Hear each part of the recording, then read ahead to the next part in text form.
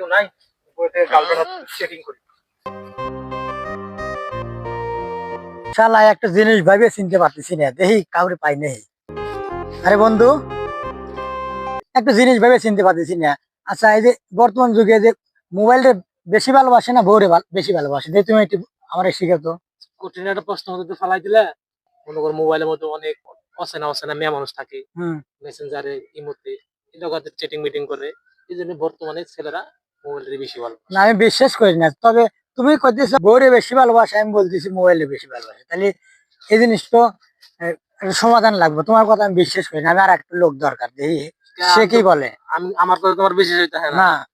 নৌতারা যাই, লও দেখি যাই। ভালো একটা জ্ঞানী লোকের কাছে যাই। আচ্ছা এসো। তুই যে একটা জ্ঞানী লোক আইতাছে, জ্ঞানী লোকের কাছে যাই। চাচা রে, আচ্ছা চাচা, এই বর্তমান যুগে মোবাইলটা বেশি ভালোবাসে না বউরে বেশি ভালোবাসে? ও আমার হাতে তর্ক করতেছে, আমি বলতেছি যে বউরে বেশি ভালোবাসে। দুজনে তোমাদের কথা এটি নিয়ে। হ্যাঁ হ্যাঁ আমি তোর আদি যুগের লোক। হ্যাঁ। হ্যাঁ, মনে কর বর্তমানে যুগে মোবাইলে বেশি ভালোবাসে বইয়ের সাথে।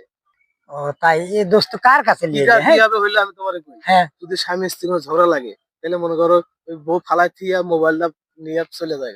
কারণ মোবাইলে বিভিন্ন ধরনের ছবি টবি দেওয়া যায়, অনেক মেয়ের চ্যাটিং মেটিং করে ছেলেরা।